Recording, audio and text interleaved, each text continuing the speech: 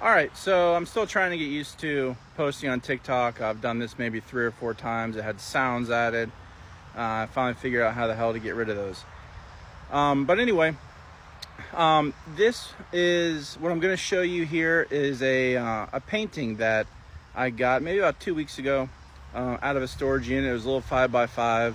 It was nothing but pieces of artwork that looked like an individual had just painted. And I think it was $20. I think is what I got it for. So I went with it, drove there, got everything loaded up, and in the very back of the unit was this large painting, which I'm going to show you. All right, so the painting that you see here, I'm going to assume probably a 40 by 40 or 40 by 50, somewhere along those lines. I haven't measured it just yet.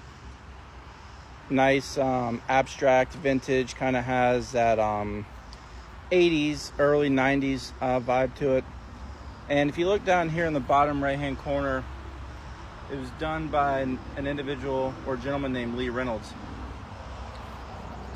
Now growing up, my parents had a very large Lee Reynolds painting about this size. It was pink, had raised paint, and I never thought I would find one, but I did. And I was doing a little bit of research on it, and there was an actual individual named Lee Reynolds, but his full name was Lee Reynolds Burr, and so those were the only paintings that were done physically by him. From what I understand from doing the research, he owned a studio. I believe it was Vanguard Studios. And there he had artists that worked under him. Let's just say 10, 20, 30 different artists that worked under him that signed the name Lee Reynolds. So the individual does exist, but these paintings just had individual artists that used that name Lee Reynolds. So I just wanted to share that with you guys, and I appreciate all the follows I've gotten.